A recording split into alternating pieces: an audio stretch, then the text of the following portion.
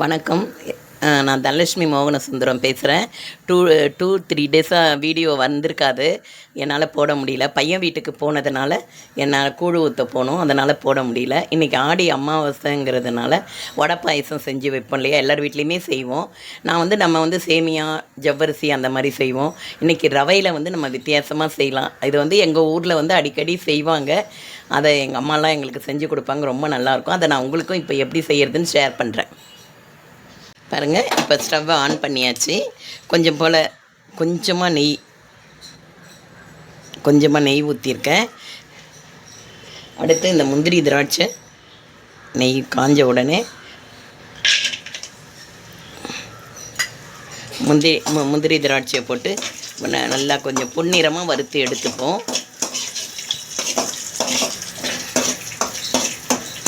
பாருங்கள், கரெக்டாக பொன்னிறமாக வந்துடுச்சு. ரொம்பவும் எடுத்தாலும் இதுவாகிடும். இந்த பக்குவத்துக்கு எடுத்துருங்க. அப்போ தான் நம்ம கரெக்டாக இருக்கும். நம்ம சாப்பிட்றதுக்கும் நமக்கு நல்லாயிருக்கும். அடுத்து ஸ்டவ்வை கொஞ்சம் ஸ்லோ பண்ணிக்கணும். ஸ்லோ பண்ணிக்கிட்டு ரவையை மீதி இருக்கிற நெய்யில் ரவையை கொஞ்சம் இது பண்ணிக்கணும். கொட்டி கொஞ்சம் கிளறிக்கணும்.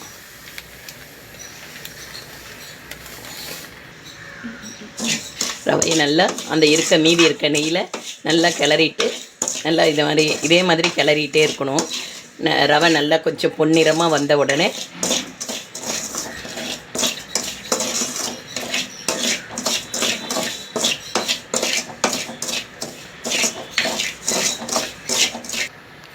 பாருங்கள், ரவை கொஞ்சம் ஓரளவுக்கு நல்ல பொன்னிறமாக வந்துடுச்சு. ரொம்பவும் நல்லா இது பண்ணக்கூடாது. ஸ்டவ்வை ஸ்லோவாக வச்சு தான் இதை வறுக்கணும். இதுக்கு அடுத்து பால் ஊற்றி பாலிலேயே வேகணும்.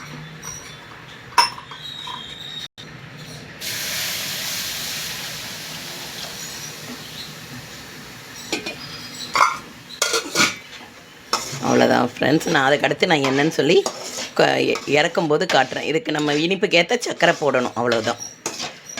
நான் இறக்கிட்டு உங்களுக்கு இப்போ எப்படி வருதுன்னு சொல்லி காட்டுறேன். சுகர் நம்ம இனிப்புக்கு ஏற்ற மாதிரி ஆட் பண்ணிக்கோங்க.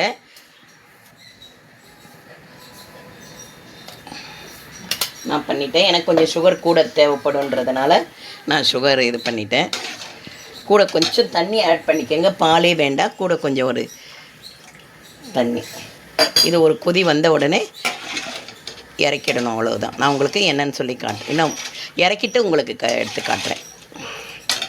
அவ்வளோதான். இங்கே பாருங்கள், பாயசம் ரெடி ஆகிடுச்சு. வறுத்து வச்சுருந்தேன் இல்லையா, அந்த முந்திரி எல்லாத்தையும் போட்டாச்சு. பாருங்கள், அவ்வளவுதான். பாயசம் ரெடி. கிண்ணத்துக்கு மாற்றியாச்சு. ஏலக்காய் தூவிட்டேன். இந்த பாருங்கள், பாயசம் அப்படியே ரெடி ஆகிடுச்சு. இதுதான் நமக்கு இது எல்லாருமே விரும்பி குடிக்கலாம். ரொம்ப நல்லாயிருக்கும் ரவை பாயசம். வணக்கம்.